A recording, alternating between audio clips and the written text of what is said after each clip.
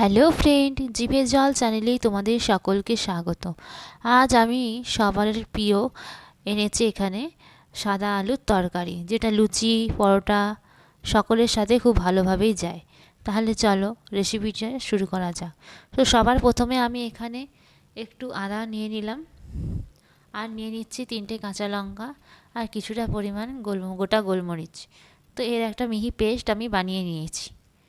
তো তারপরে আমি এখানে আলুগুলোকে ডুমো ডুমো করে কেটে জলে ভিজিয়ে রেখেছি। এরপরে আমি গ্যাসটা অন করে দিলাম, তারপর কড়া বসিয়ে দিলাম, কড়াটা গরম হোক। তো কড়া গরম হয়ে গেছে, এখানে আমি রিফাইন তেল দিয়ে দিলাম। সাদা আলুর তরকারি বানানোর জন্য আমাদের এই সাদা তেলই ইউজ করতে হবে। তো ফোড়ন হিসেবে এখানে আমি 2টো এলাচ দিয়ে দিলাম, শুকনো লঙ্কা দিয়ে দিলাম, আর তারপর দিয়ে দিচ্ছি 1 টেবিল চামচ গোটা জিরা। তো ভালো করে ফোড়ন থেকে সুন্দর গন্ধ বেরিয়ে এলো। তারপর আমি দিয়ে দিচ্ছি কেটে রাখা আলুগুলো।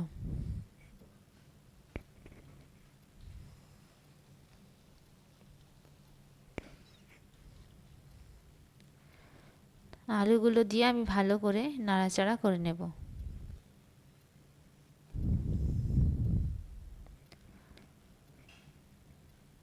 পরিমাণ মতো নুন দিয়ে দিলাম। আলুগুলো তেলের সাথে ভালো করে কষিয়ে নিতে হবে কিছুক্ষণ সময় ধরে।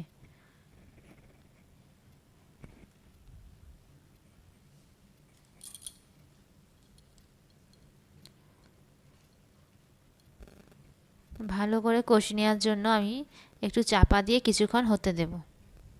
চাপা দিয়ে দিলাম। 5 মিনিট পরে চাপা খুলে দেখো এখানটায় কেমন আলুগুলোর গায়ে একটু রং লেগে গেছে, বাদামি কালার হয়ে গেছে। এইভাবে ভেজে নিতে হবে। তো এরপরে আমি যে মশলাটা বেটে রেখেছিলাম, আদা লঙ্কার পেস্টটা, ওটা দিয়ে দিলাম। দিয়ে ভালো করে আলুর সাথে মশলাটাকে কষিয়ে নিতে হবে।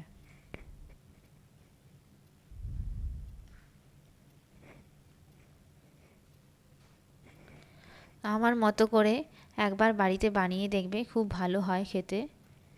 তো এরপর সাদা আলুর তরকারি বানানোর জন্য একটা সাদা পেস্ট বানাতে হবে, মশলার পেস্ট। তো তার জন্য আমি এখানে 2 চামচ পোস্ত নিয়ে নিলাম, কিছুটা পরিমাণ কাজু নিয়ে নিলাম, আর 4 টেবিল চামচ সাদা তিল নিয়ে নিলাম। তো এইটার একটা মিহি পেস্ট বানিয়ে নেব। আমি শিলে বেটেছি, তোমরা চাইলে মিক্সিতেও পেস্ট করে নিতে পারো। দেখো এখানে পেস্টটা আমার তৈরি হয়ে গেছে।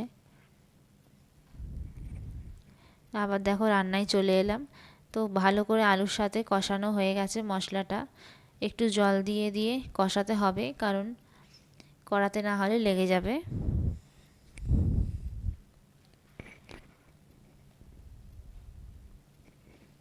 তো এইভাবে কষিয়ে নেওয়ার পরে পেস্টটা আমি দিয়ে দিলাম, পোস্তুর যে পেস্টটা বানিয়ে রেখেছিলাম সেটা দিয়ে দিলাম, আর বাটি ধোয়া জলটা একটু দিয়ে দিলাম। এই ভালো করে আলুগুলোর সাথে মিশিয়ে নিতে হবে।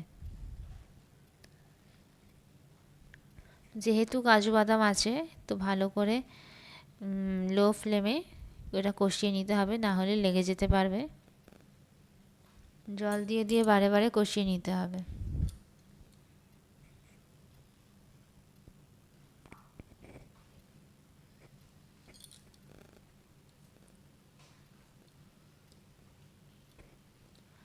এরপর আমি কাশ্মীরি লাল লঙ্কার গুঁড়ো একটু দিয়ে দিলাম, কালারটা হবে ভালো।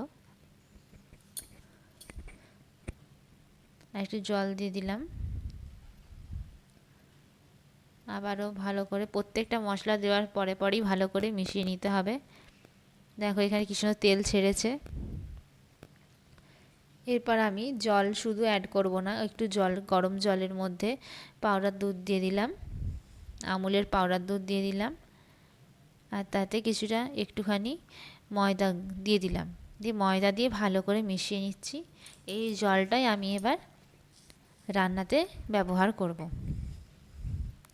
তো এই জলটা আমি দিয়ে দিলাম। এবার ভালো করে আবারও মিশিয়ে নিতে হবে।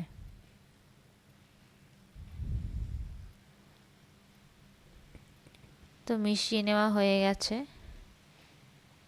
এরপর একটু লাল লঙ্কার গুঁড়ো দিয়ে দিলাম, আপনারা ঝাল বুঝে দেবেন।